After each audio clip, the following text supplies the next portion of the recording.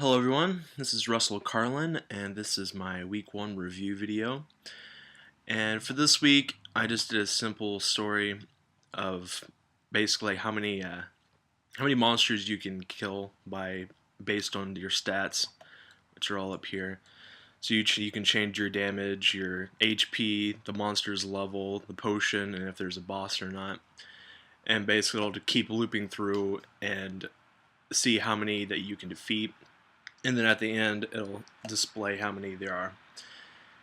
And it's pretty simple. I kind of had more than what I really needed, just because that was one of the things that was kind of confusing, I guess, was the fact that like some of the things like the and comparisons, because it said use an and or an or comparison, but use an int float and a bool, which I guess you could have just done 3.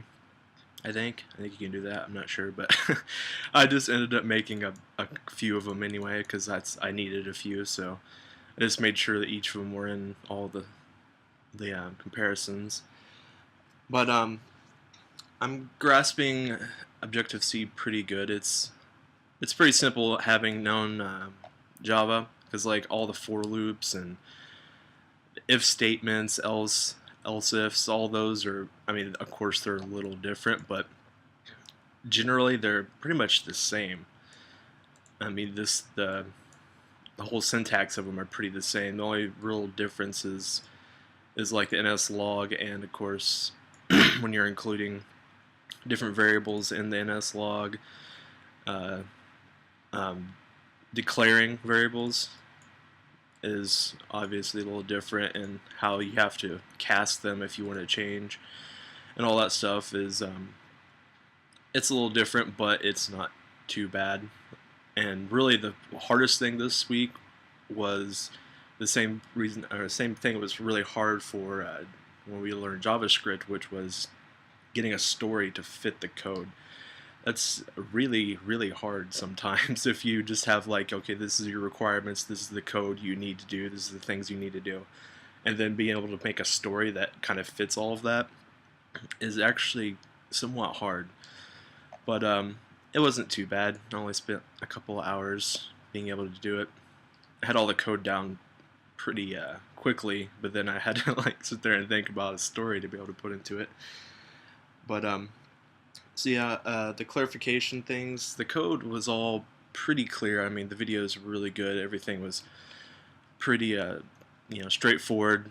Like I said, it's kind of similar to JavaScript anyway, so we all kind of, we're familiar with it. And so that wasn't really bad. It's just the instructions. Some part I was kind of confused of what we needed, but like I said, I just put a bunch of stuff, a little more than what we probably need. And something I could have done better was these loops here. They have big monsters and small monsters, which I actually need to change the name there because that's supposed to be little.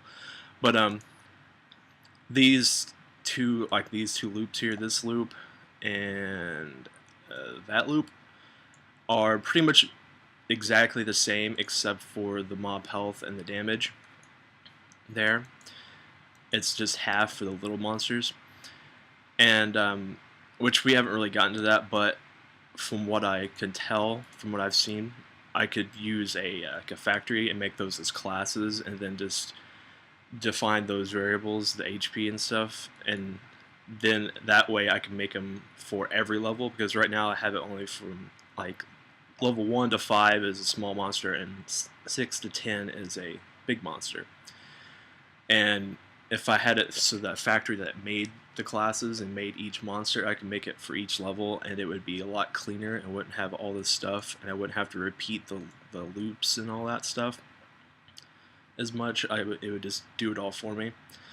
That's what I'm assuming from, like I said, what I saw, but that would have been better, but that's not for this week, so we'll have to do that some other time. Alright, well, that should be all for this week, and I will see you guys next week. Thanks for watching.